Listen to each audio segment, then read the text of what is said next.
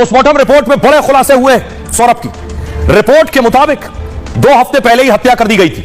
Postmortem report के मुताबिक सौरभ की जो सांस नली है, सांस लेने वाली नली, वो काट दी गई थी। सौरभ के गले में खाने की जो पाइप है वो भी काट दी गई थी। उसके बाद देखिए, सिर और शरीर को जोड़ने वाली जो नसें होती हैं गर्दन पर, यह भी पूरी तरह से कटी हुई थी।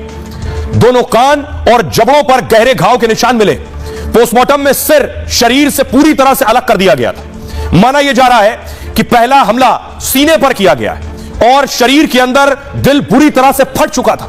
दिल में धारदार हथियार के 3 गहरे निशान मिले, यानी 3 बार चाकू से सौरभ पर हमला किया गया।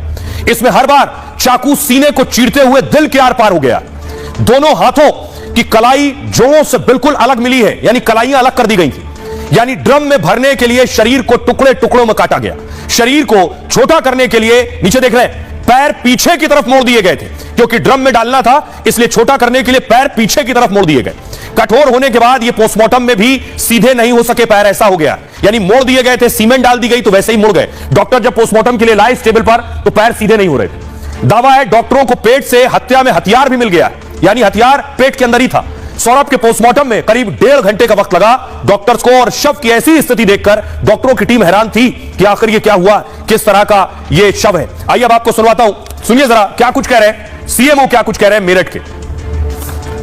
पोस्टमार्टम में जो बॉडी किया गया था सौरभ जी का, वो लगभग 2 से 3 हफ्ते पुरानी लग रही है, और उसमें जो बोन थी या हिस्सा थे वो भी झुलमुल हो गए थे। हड्डी जो दांत होते हैं वो भी शायद ढीले हो गए थे, और शायद कई टुकड़ों में बॉडी विभाजित थी, और ब्रेन में वाइटल ऑर्गन्स में खून न पहुंचने की वजह से मौत हो सकती है।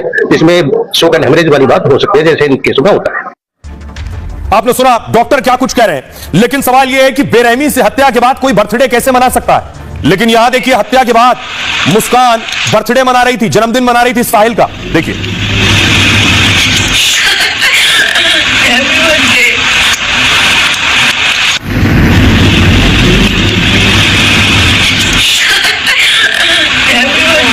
साहिल को मुस्कान केक खिला रही है इस तस्वीर में। उसके बाद डांस भी किया गया, देखिए दोनों डांस भी कर रहे हैं।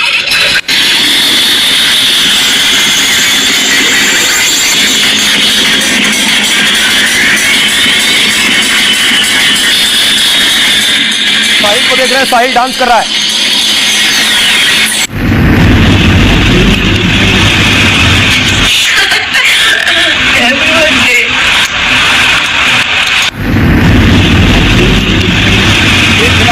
बर्थडे मनाया है, क्योंकि हत्या के बाद ये लोग शिमला गए थे, शिमला में ही बर्थडे मनाया है, और उसके बाद वहां पब गए हैं, और उसके बाद दोनों ने डांस किया।